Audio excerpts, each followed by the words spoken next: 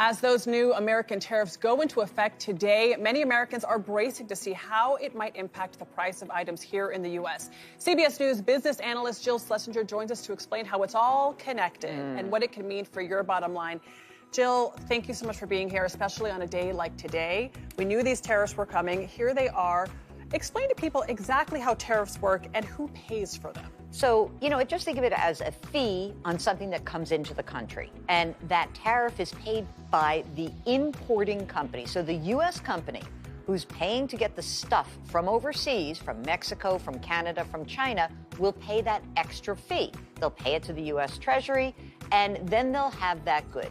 The real question is what happens at that point? They pay this extra money.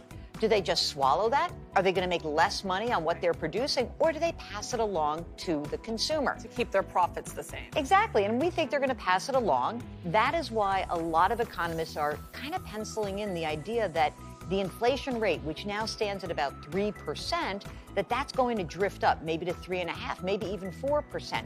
This is completely dependent on how long these tariffs stay in place and what the retaliation looks like. So it does tend to lead to higher prices. And when can that happen?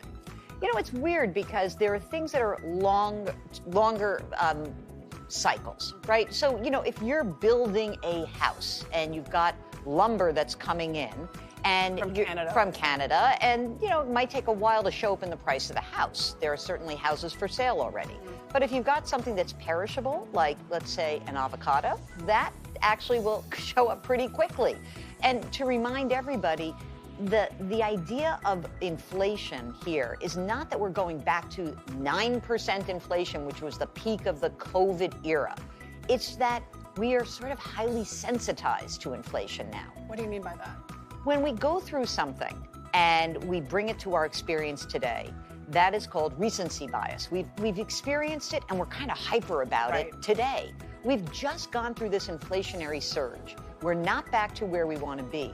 Now we see inflation go up again. I think this probably explains why people are very unnerved by the idea of prices drifting up, even if they're not going to be as high as we experienced in the summer of 22. So the president is confident that this is not going to affect the economy long term, but are there concerns about a potential recession? Well, I think there are concerns that the economy is already slowing down. There are concerns that people are worried about this inflation. It's showing up in some data. But right this minute, we are slowing down. We're not in a recession. A recession would have to last for a longer period of time. To be clear, there will be a recession. I don't know when. Remember, a lot of economists had predicted that there would be a recession in 2023 or 24. None happened.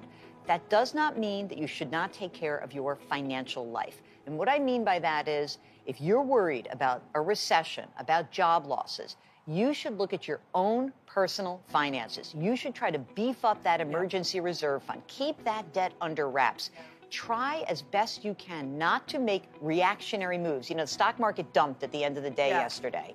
Don't start moving your portfolio around. Look at your personal finances. That's what you can control. Work on your financial health. I love that. Jill, thank you so much.